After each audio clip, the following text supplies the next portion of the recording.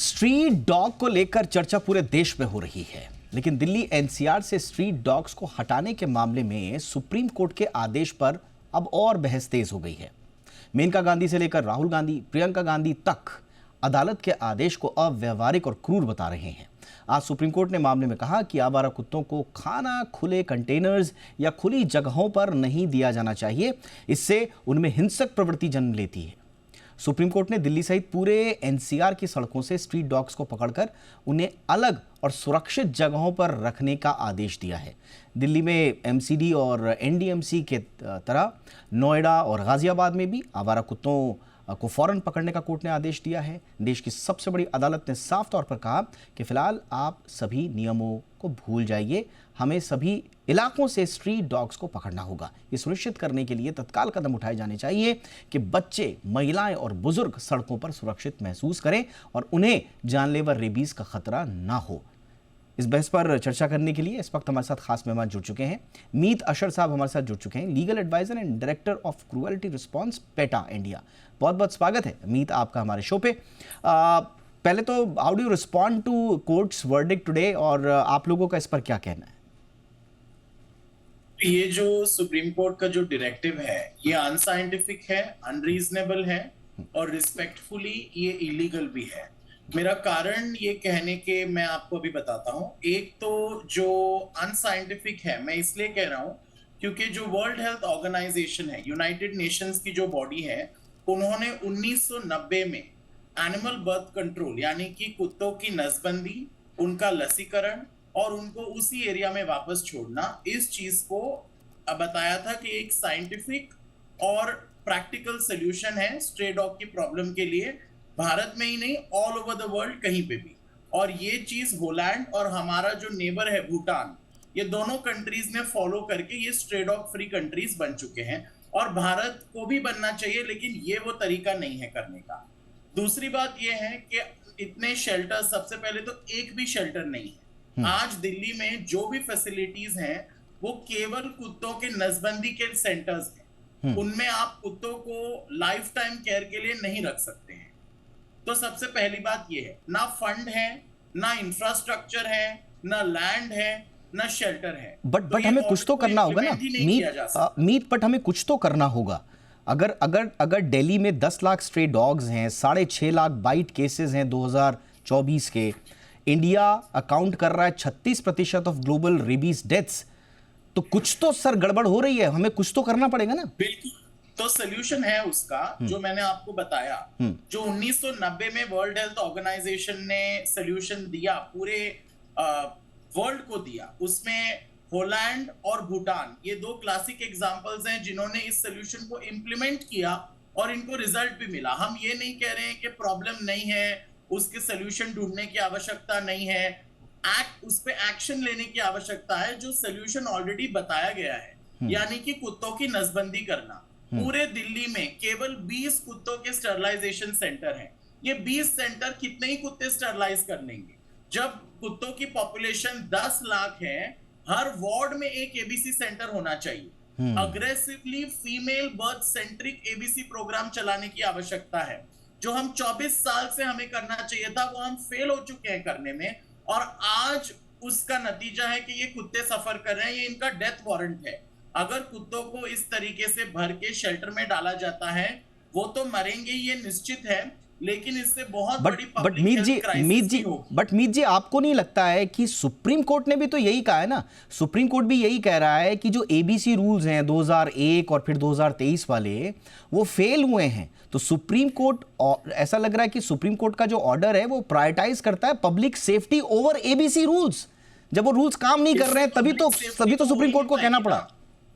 इससे public safety नहीं होगी, क्योंकि अगर आप देखेंगे डॉक्टर तानिया एक ह्यूमन डॉक्टर हैं, वो उन्होंने आज एक प्रॉपर पोस्ट डाला है जिसमें उन्होंने समझाया है कि अगर आप वैक्सीनेटेड और स्टरलाइज्ड डॉग्स को रास्ते से उठा लेते हैं उनकी टेरिटरी से, तो वो जो वैक्सीनेटेड डॉग्स का एक लेयर है जो रेबीज को अभी फिलहाल कंट्रोल कर रहा है, वो पूरा खत्म हो जाएगा।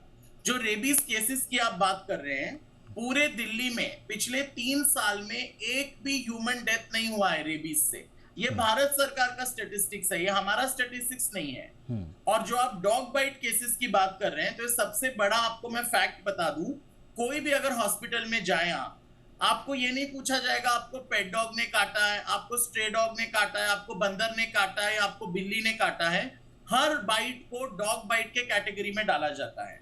एर्नाकुलम केरला में एक सर्वे हुआ, भारत में ही है ये, उसकी म्युनिसिपैलिटी में सर्वे किया, 75.6% जो बाइट्स हैं वो पेट डॉग से थे। केवल 25% बाइट्स जो है वो स्ट्रे डॉग्स को एट्रीब्यूट किए गए। तो ये स्टैटिस्टिक्स दिखलाता है कि जो टोटल बाइट फिगर है ये मिसलीडिंग है, क्योंकि इसमें कोई कैटेगराइजेशन नहीं है कि पालतू कुत्ते में बाइट्स कितने हैं, स्ट्रे डॉग्स के कितने हैं। दिल्ली में मंकीज भी बहुत सारे हैं, मंकी बाइट्स भी आए दिन होते रहते हैं, लेकिन सबको डॉग बाइट के कैटेगरी में डाला जाता है। इस वजह से नंबर इतना बड़ा दिखाई दे रहा है। ओके, बट क्या आप उन लोगों के डर को अपनी पिटीशन में या अपनी एडवोकेसी में समाहित कर रहे हैं?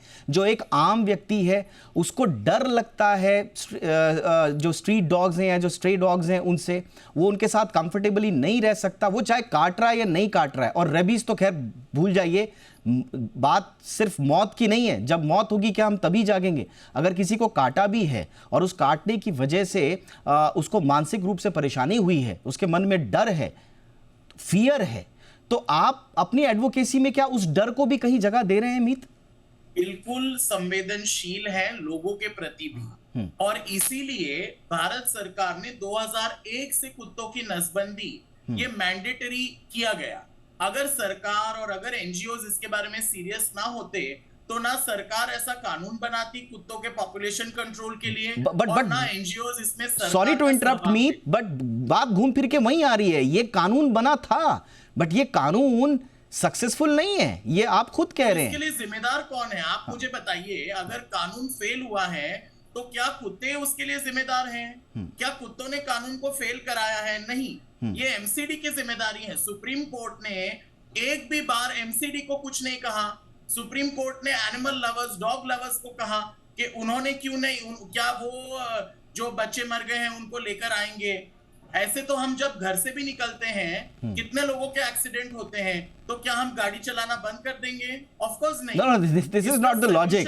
This is नहीं मीत ये नहीं, ये लॉजिक मुझे समझ में नहीं आया। उसके लिए आप एक रिस्पॉन्सिबल ड्राइविंग तो करेंगे ना, भारत के कानून में है, उसके लिए कानून तो बने हुए हैं। ड्राइविंग के लिए लाइसेंस के लिए कानून है, तरीके से कुत्तों की नसबंदी के लिए भी कानून है। एब्सोल्युटली, लेकिन वो कानून, हाँ मीत, लेकिन उन कानूनों का कि वो जानते बूझते रिप्रोड्यूस करते हैं, ये तो नहीं है, उनको समझ नहीं है, इसलिए नसबंदी का कानून लाया गया है। अगर उनको भी पता होता हम दो हमारे दो, तो नसबंदी की तो जरूरत ही नहीं होती। तो आप लोग क्या चाहते हैं मीत? आप लोग चाहते हैं कि जो स्ट्रीट डॉग्स हैं, स्ट्रे डॉग्स हैं, उनको इसी तरह से, या कम्युनिटी डॉग्स, उनको मैं बेटर तरीके से अगर बोलूं तो जो कम्युनिटी डॉग्स हैं, क्या उनको ऐसे ही सड़कों पर रहने दिया जाए, उनकी आबादी बढ़ने दी जाए? उनसे अगर कोई व्यक्ति डरता है तो डरे। मैंने वही कहा, female dog centric ABC programme की आवश्यकता है। भूटान हमारा नेबर है, वो तो कोई यूरोपियन कंट्री जैसा नहीं है। अगर भूटान में नहीं बट फ्री हो सकता है, आई अग्री मीत, आप मेरा पॉइंट नहीं समझ रहे मीत। मैं बोल रहा हूं आई अग्री, आई 100% अग्री। लोग अग्री करेंगे कि इस देश में कानून की आवश्यकता है, और खास तौर से कम्युनिटी डॉग सेंट्रिक। बट कानून, अगर कानून की पालना नहीं हो रही है, उसके रिजल्ट्स नहीं मिल रहे हैं, तो क्या किया जाए? बनाया जाए ना, तब तक उस फियर का क्या किया जाए? जो कम्युनिटी डॉग्स की वजह से जो फियर आ रहा है लोगों के मन में, तब तक उस फियर का क्या करें? 80% कुत्तों की नसबंदी कर दी है। जयपुर ने 70% कुत्तों की नसबंदी कर दी है। ये भारत में ही है ना, ये दोनों सिटीज। तो जब जयपुर कर सकता है, जब लखनऊ कर सकता है, तो जो दिल्ली नहीं करेगा तो क्या कुत्ते उसका खामियाजा भुगतेंगे? तो अगर क्या गलती है? जी मीत, मैं समझ गया। मेरे पास वक्त की कमी है मीत, मैं क्विकली आपसे एक रिस्पॉन्स चाहता हूं कि अगर सुप्रीम कोर्ट ने कहा है कि इनको एक सुरक्षित जगहों पर ले जाया जाए, और वहां पर जो एबीसी रूल्स में जो खामियां हमारी थी, अगर इनको एक सुरक्षित शेल्टर में ले जाकर उनको स्टेरिलाइजेशन किया जाए, नसबंदी वगैरह की जाए, इसमें कोई आपत्ति आप लोगों को? मैं वही कह रहा हूं, आप बताइए सेंटर कहां है? ये शेल्टर होम कहां पे है? दिल्ली में एक भी शेल्टर नहीं है। तो नहीं वो एक सिंगल शेल्टर भी नहीं है। नहीं, तो अगर अगर अगर वो शेल्टर नहीं उपलब्ध करवा पाएगी लोकल गवर्नमेंट म्युनिसिपैलिटी, तो सुप्रीम कोर्ट को जवाब देगी। जब वो नसबंदी नहीं करवा पाए तो वो शेल्टर क्या उपलब्ध कराएंगे? मैं वही आपको बोल रहा हूँ नहीं, कि मतलब नसबंदी में तो कोई नहीं, वो facility जवाब नहीं देंगे चाहिए ना आपको। मीत जी, वो जवाब देंगे सुप्रीम कोर्ट को। तो मैं सुप्रीम वही कोर्ट कह रहा हूँ कि सुप्रीम कोर्ट पूछेगा कोर्ट उनसे। अगर जवाब मांगना ही चाहे तो इस पे भी जवाब मांग सकती है ना कि 24 साल से ये कानून है, एमसीडी ने क्यों इस कानून को लागू नहीं किया? ठीक। शेल्टर की ऑर्डर देने की जरूरत नहीं है उसके लिए। All right, all right. चलिए मीत जी, बहुत बहुत धन्यवाद, आपने पक्ष रखा बड़े मजबूती से। बहुत बहुत शुक्रिया उस पर्सपेक्टिव से हमें रूबरू करवाने के लिए। Thank you so much for your time. इसी के साथ इंडिया 360 में आज बस इतना ही।